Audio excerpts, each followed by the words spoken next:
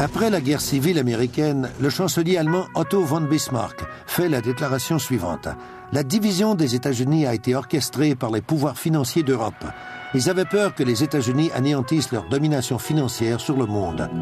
Ils voyaient un grand avantage à faire affaire avec deux démocraties affaiblies par leurs dettes plutôt qu'à une république forte et indépendante.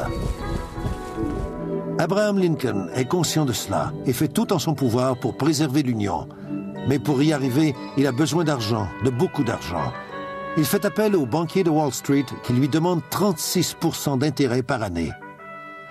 Lincoln choisit une alternative moins coûteuse et demande au Congrès d'émettre l'argent. Les billets sont appelés greenbacks et ne sont pas garantis par de l'or mais par le crédit du gouvernement des États-Unis. Avec cette solution, le gouvernement ne paie pas un sou d'intérêt aux banquiers privés.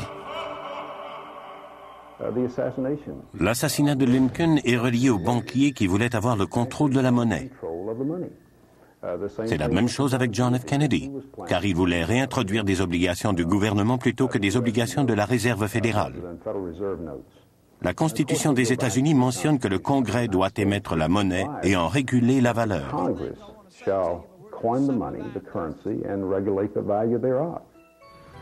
Si vous demandez aux gens sur la rue qui émet la monnaie, ils vont vous répondre que c'est le gouvernement. C'est la raison pour laquelle tout ce mensonge fonctionne. Les gens savent intuitivement que c'est le gouvernement qui devrait émettre la monnaie. La Réserve fédérale n'est pas fédérale et n'a pas vraiment de réserve. Dans l'annuaire téléphonique, vous ne la trouverez pas dans les pages bleues du gouvernement. Elle est citée dans la section Affaires, juste après Federal Express.